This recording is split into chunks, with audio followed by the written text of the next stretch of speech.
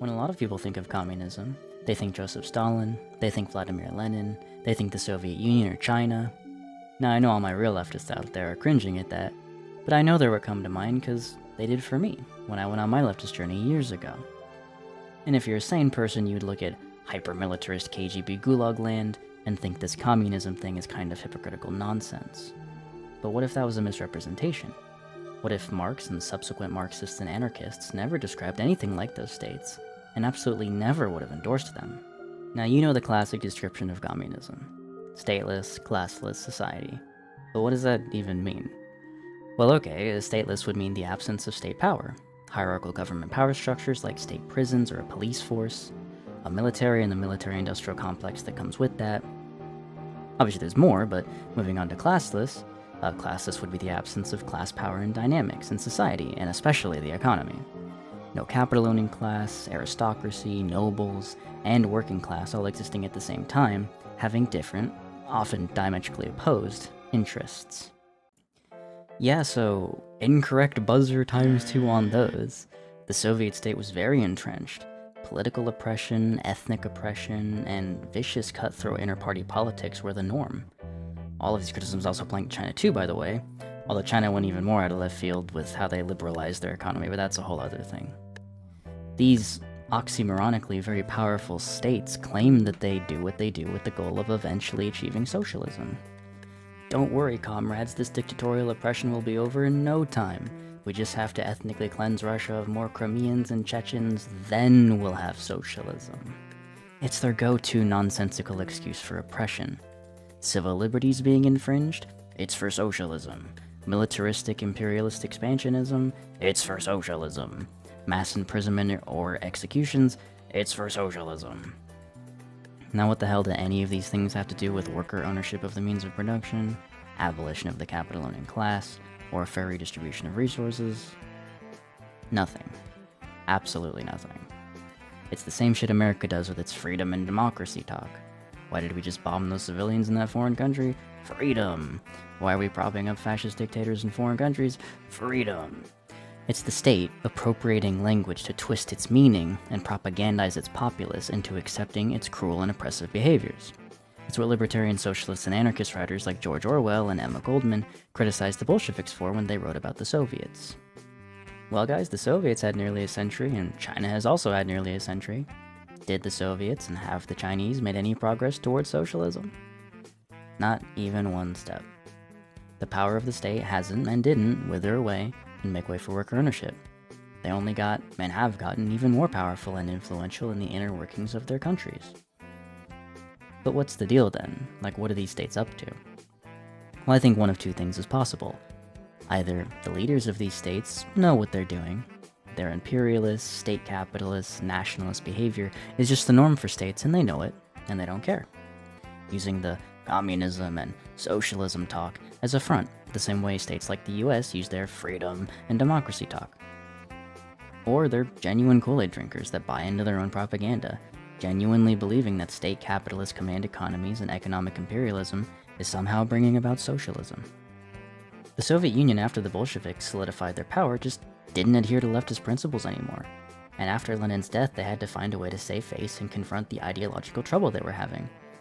First though, on the Bolsheviks solidifying their power, during the October Revolution, there were genuine leftist factions all over Russia. After the abdication of Nicholas II, the Russian Provisional Government was established by a coalition of broadly centrist parties, but also, without the oppressive eyes of the Tsar watching over them, Soviets, or worker councils, were established in the countryside. This new republic, led by Alexander Kerensky of the Socialist Revolutionary Party, wasn't able to effectively pull out of the war with the Central Powers, leading to an attempted coup by General Kornilov. The failed coup led to a massive spike in support for the Bolsheviks, who took control of the Soviets, which up until that point had been controlled by the Socialist Revolutionaries. The Bolsheviks promised an end to the war and all power to the Soviets. And now that they were popping off, they were able to overthrow the provisional government. But despite their seizure of power, they actually lost the first assembly election to the Socialist Revolutionaries. Now let's say you're a Bolshevik. You call yourself a communist, a socialist. You believe autocratic and authoritarian hierarchical systems of power are oppressive and that the working class should overthrow these non-democratic authoritarian power structures and create a truly egalitarian society where nobody is left to the wayside, where everybody has a say and is taken care of, a truly free and democratic society. What do you do in this situation where you overthrew the provisional government and have now lost the first election in this new society to the Socialist Revolutionaries? Well, obviously you retaliate by dissolving the Constituent Assembly and just assuming leadership anyways. Now, to be completely fair and transparent, the Socialist Revolutionaries and anarchists also wanted to dissolve the Assembly, but they wanted to dissolve it to replace it with a more radical form of democracy, whereas the Bolsheviks were just throwing a hissy fit, and of course we all know they did not replace the Assembly with a more radical form of democracy.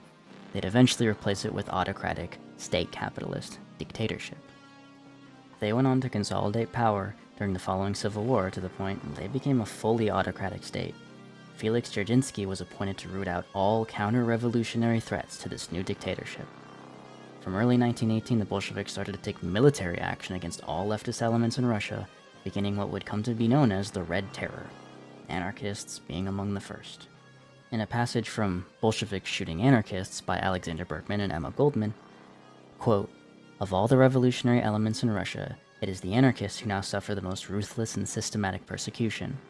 Their suppression by the Bolsheviks began already in 1918, when, in the month of April that year, the communist government attacked, without provocation or warning, the anarchist club of Moscow, and by the use of machine guns and artillery, liquidated the whole organization. It was the beginning of anarchist hounding, but it was sporadic in character, breaking out now and then, quite planless, and frequently self-contradictory." End quote. Enter now Fanny Kaplan, a woman born in the Russian Empire who, after a home education, went to work as a milliner in Odessa. At an early age, she joined the Radical Socialists, and at 16, she was arrested in a terrorist bomb plot against the city's governor. Sentenced to hard labor for life in a Siberian prison, she partly lost her sight. But she was released after the February Revolution, which, remember we went over, was the one the Tsar abdicated, and rejoined up with the Socialist Revolutionaries. She became disillusioned with Lenin and the Bolsheviks after they overthrew the Constituent Assembly, and as we went over, the Bolsheviks banned most other parties, including the Socialist Revolutionaries she was a part of. Seeing Lenin as a traitor to the revolution, she saw fit to take matters into her own hands, and in August of 1918, Lenin was speaking at an arms factory when she shot 3 rounds at him, 2 of which hit. Of course, we know he survived this attack, but it is speculated that these injuries could have contributed to the strokes that would later end his life. Of course, she was caught, questioned, and a bullet was put in the back of her head. In the questioning, she explicitly stated that her reasons for the attempt was that she saw Lenin and the Bolsheviks as traitors to the revolution and cited growing authoritarianism as motivation. Regardless of whether you agree with Fanny Kaplan or her accusations, which I'm not even sure if I do, I mean, we don't know too much specifically about what her politics were, so I don't know whether I'd agree with her on everything or not. But yeah, I absolutely do agree with her that Lenin and the Bolsheviks were traitors to the revolution, that they weren't bringing about or working towards socialism, that they were in fact working against it by actively attacking and killing all the people that were trying to work towards socialism. And the reason I'm bringing up these examples of Fanny and the anarchists is to show that the Bolsheviks were not allying with leftist movements to work towards any leftist goals. They were just power-grabbing to consolidate themselves as the new iron-fisted rulers of the power vacuum the Russian Empire left with its death. Did they work towards socializing the economy? No, they actively put down workers' movements, and instead of workplace democracy or any kind of workplace autonomy, they forced party officials into positions of leadership over workplaces. Did they allow anarchists to form stateless autonomous communities? No. Trotsky, on Lenin's orders, saw to it that the anarchists were, as Emma put it, liquidated. And of course, that's not where their little power trip of terror ended at all. Those two especially would make sure anyone actually attempting to make this revolution deliver on its espoused leftist ideals were promptly hunted down and killed. This was not a movement where leftists came together to overthrow the existing power structure and replace it together with socialism, communism, anarchism, not even like a cuck social democracy. Nope, this was a vanguardist party with a bloodlust for power that had no desire to share it with the people, least of all the working class. No, it was actually the Bolsheviks and their leaders who were the counter-revolutionaries, who themselves were the ones co-opting this originally worker-led revolution into a grab for power over the fallen Russian Empire and Provisional Republic. After the revolution was over and done, the Soviet state and Stalin himself would push forward another revisionist propaganda piece. They invented the term and movement of Marxist-Leninism. This was a revisionist movement that hoped to legitimize the Bolsheviks by trying to blur the lines between Stalin, Lenin, Marx, and Engels, as if they all stood for the same thing, which is absurd. I mean, they were all very different people who had different positions on many things. This was an attempt to bastardize Marxism by forever staining it, by associating it with the mass centralization and authoritarianism of the Soviet state, something we still have to deal with today over a century later. Not even to mention that it was an attempt to save face for Stalin, since, on his deathbed, Lenin would criticize the Bolsheviks and their leaders, Stalin especially. So it was just a way for him to go, "No, see, he was totally cool with me. In fact, look, I'm the inheritor of this ideology I just made up that shares his name." Marxist-Leninism would advocate for socialism in one state, abandoning Marx's hope for worker movements to pop up all over bourgeois states, and betrayed Lenin and Trotsky's push for a world revolution. It coerced followers of Lenin into falling in line with an ideology that would steal his name and reshape his goals and beliefs into warped versions of themselves at best and full contradictions at worst. Of course, we know that through decades of blunders, this state would eventually fall. And guess what all of the ex-Soviet oligarchs ended up doing? They all fell right in line with the post-Soviet private pillaging that happened in post-Soviet states, and especially Russia.